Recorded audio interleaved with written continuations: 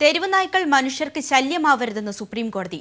എന്നാൽ തെരുവ് നായ്ക്കളോട് അനുകമ്പയാകാമെന്നും സുപ്രീം കോടതി നിരീക്ഷിച്ചു. വിഷയത്തിൽ ആനിമൽ വെൽഫെയർ ബോർഡ് സുപ്രീം കോടതിയിൽ റിപ്പോർട്ട് സമർപ്പിച്ചു. വിവരങ്ങളുമായി മനു ശങ്കർ ചേരുകയാണ്. മനു, തെരുവ് നായ്ക്കളെ കൊല്ലുകയല്ല, വന്ധ്യംകരണമാണ് ഉചിതമെന്നൊരു നിലപാടാണോ സുപ്രീം കോടതി മുന്നോട്ട് വയ്ക്കുന്നത്? ഗ്രീഷ്മ, എന്തായാലും തെരുവ് നായ്ക്കളെ കൊല്ലുന്ന വിഷയത്തിൽ നിലവിൽ മൃഗസ്നേഹ ചില സന്നദ്ധ സംഘടനകളൊക്കെയാണ് സുപ്രീം കോടതിയെ സമീപിച്ചത്. ഇന്ന് ഇവരുടെ ഹർജി പരിഗണിക്കവെയായിരുന്നു സുപ്രീം കോടതി സുപ്രധാനമായ ചില പരാമർശങ്ങൾ നടത്തിയത്.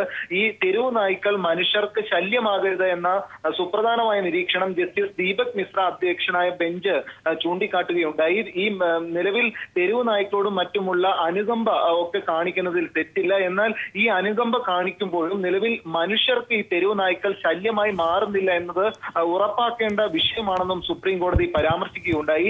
നിലവിൽ ഈ തെരുവ് നായ്ക്കളെ കൊല്ലുന്നത് സംബന്ധിച്ചുള്ള വ്യക്തമായ ശാസ്ത്രീയമായ ചില നടപടിക്രമങ്ങൾ മറ്റും അടങ്ങിയ ഒരു റിപ്പോർട്ടും അനിമൽ വെൽഫെയർ ബോർഡ് സുപ്രീം കോടതിയിൽ സമർപ്പിച്ചിട്ടുണ്ട്. ഒക്ടോബർ 4-ന് ഈ വിഷയത്തിൽ വിശദമായ വാദം കേൾക്കുമെന്നാണ് ദീപക് മിശ്ര അധ്യക്ഷനായ ബെഞ്ച് വ്യക്തമാക്കിയിരിക്കുന്നത്. നേരത്തെ സംസ്ഥാന സർക്കാർ സുപ്രീം കോടതിയിൽ സത്യവാങ്മൂലം നൽകിയപ്പോഴും പട്ടികളെ കൊല്ലുമെന്നും മറ്റും പ്രത്യേകം പരാമർശിക്കാതെയുള്ള സത്യവാങ്മൂലമായിരുന്നു സുപ്രീം കോടതിയിൽ നൽകിയത്.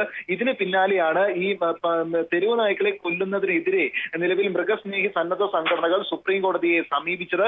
എന്നാൽ നിലവിൽ മനുഷ്യർക്ക് ശല്യമാകരുത് തെരുവ് നായ്ക്കളുടെ പ്രവർത്തനം എന്നും മറ്റുമായിരുന്നു സുപ്രീം കോടതി നിരീക്ഷിച്ചത്. ഗിരീഷ്മ.